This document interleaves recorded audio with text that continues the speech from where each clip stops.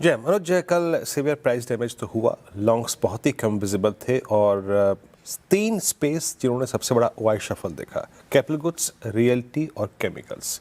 हालांकि केमिकल्स में individual cases थे कुछ बहुत स्ट्रॉन्ग भी, बट इन तीन स्पेस में सबसे बड़ा price damage along with OI shuffle, यानी ओआई घटा या फिर बड़ा, शॉर्ट कवरिंग या ये लॉन्ग अनवाइंडिंग या फिर शॉर्टिंग।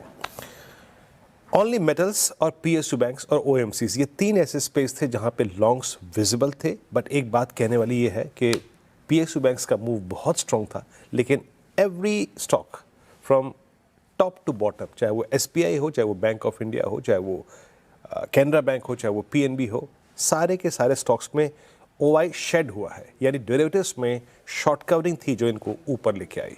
फ्रेश बाइंग के इंस्टेंसेस कम थे और एक और बात, पुट राइटर्स के इंस्टेंसेस काफ़ी कम थे। ये बात कहनी यहाँ पे बहुत ज़रूरी है।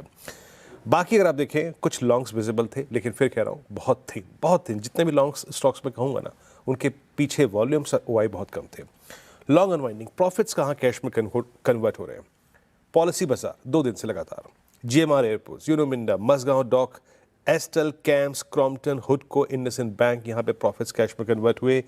बाकी शॉर्ट कवर कहाँ पे था, Polycab, Colpal, Muthoot finance, Max health care, IRDA, HDFC और टाटा टेक और डिक्सन, इन सभी काउंटर्स में। और शॉर्ट जहाँ बना, मतलब शॉर्ट कवर माफ कीजिएगा, अब जो आएगा शॉर्ट कवर वाला, ये थे शॉर्ट कवरिंग वाले candidates. Bank of India, Manappuram, lupin, state bank of India, भारतीय एयरटेल, नालको, कैनरा बैंक और लॉरस। तो कल पीएसयू बैंकिंग बास्केट में बहुत अच्छी शॉर्ट कवरिंग विजिबल थे रोज। बिल्कुल, पीएसयू बैंकों में शॉर्ट कवरिंग क्लियरली विजिबल थी। चलिए अब काम करते हैं।